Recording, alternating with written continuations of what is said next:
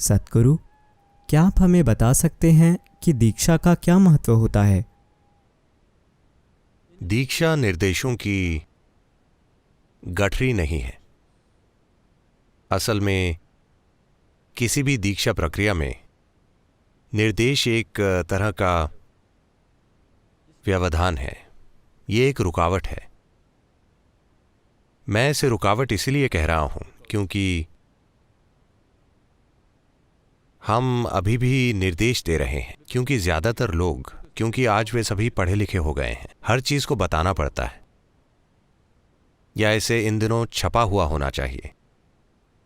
अगर आप उन्हें बताते हैं तो भी ये काफी नहीं है, वे दीक्षा के निर्देशों का एक छपा हुआ कागज चाहते हैं, क्योंकि वे सभी पढ़े लिखे हैं। उनका दिमाग शब्दों से भरा हुआ है, जीवन से नहीं।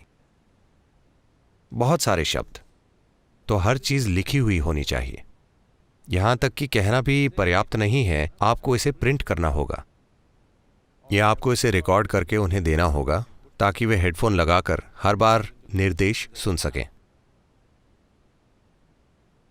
दीक्षा शब्दों की गठरी नहीं है। अगर हमें एक उपमा इस्तेमाल करनी हो, अगर आप बिजली के बारे में कुछ जानते हैं, बिजली की चीजों में आप मोटर और वैसी चीजों को जानते हैं, उसमें इंडक्शन नाम की एक चीज होती है। बिजली मौजूद होती है, मोटर मौजूद होती है, हर चीज होती है, लेकिन इंडक्शन स्विच के बिना यह नहीं चलेगी। सभी चीजें वहां मौजूद हैं, लेकिन फिर भी कुछ नहीं होगा। Because there is no induction of energy. So initiation is like an induction.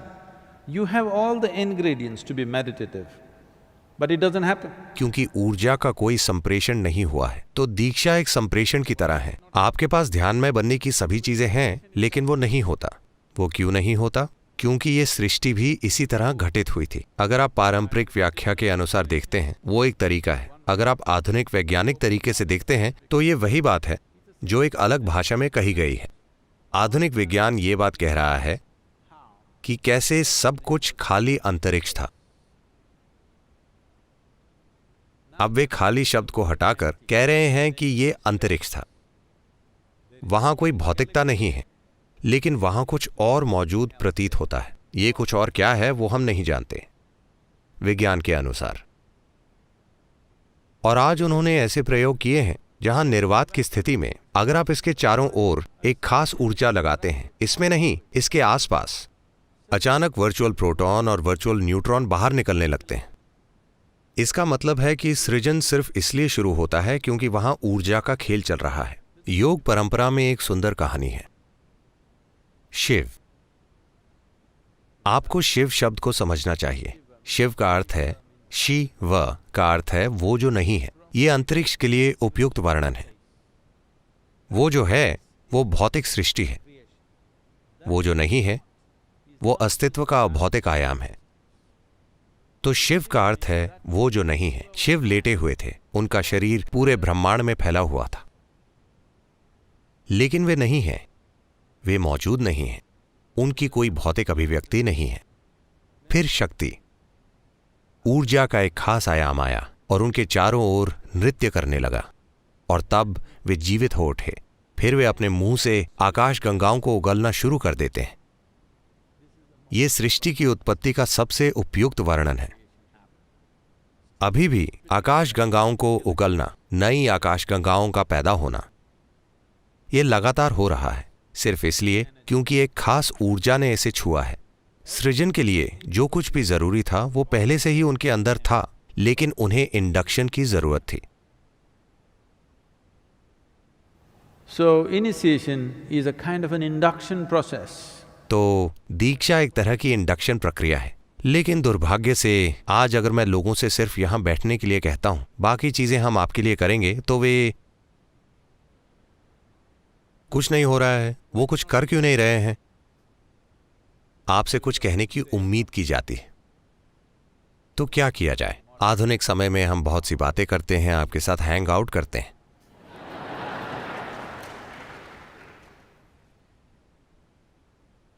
आज अगर आप ध्यानलिंग मंदिर में जाकर बैठते हैं तो बिना किसी निर्देश के आप ध्यानमय हो सकते हैं।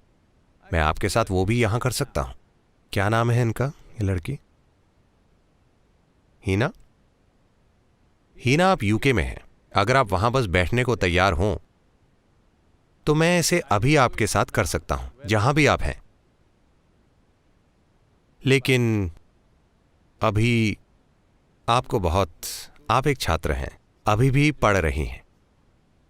शायद आप एक संभावना हैं, अभी पूरी शिक्षित नहीं हुई हैं।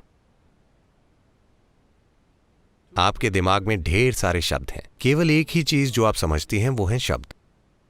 उसी के चलते निर्देश आए हैं, वरना दीक्षा निर्देश के बारे में नहीं है। इसमें वाकई कोई निर्देश नहीं है। दीक्षा बस एक संप्रेषण प्रक्रिया है, ये एक ऊर्जा प्रक्रिया है। लेकिन हमें ऊर्जा के बारे में बात करनी होती है। हमें ऊर्जा के बारे में बहुत सी बातें करनी पड़ती हैं, उनके मुंह खोलने और कहने से पहले। ओ, ऐसा है क्या?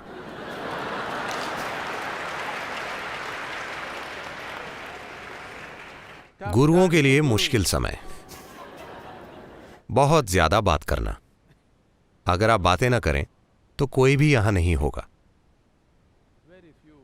बहुत कम लोग वाकई समझ सकते हैं। अगर हम यहां बस बैठते हैं और स्पंदित होते हैं तो वे भी यहां बैठकर स्पंदित होंगे।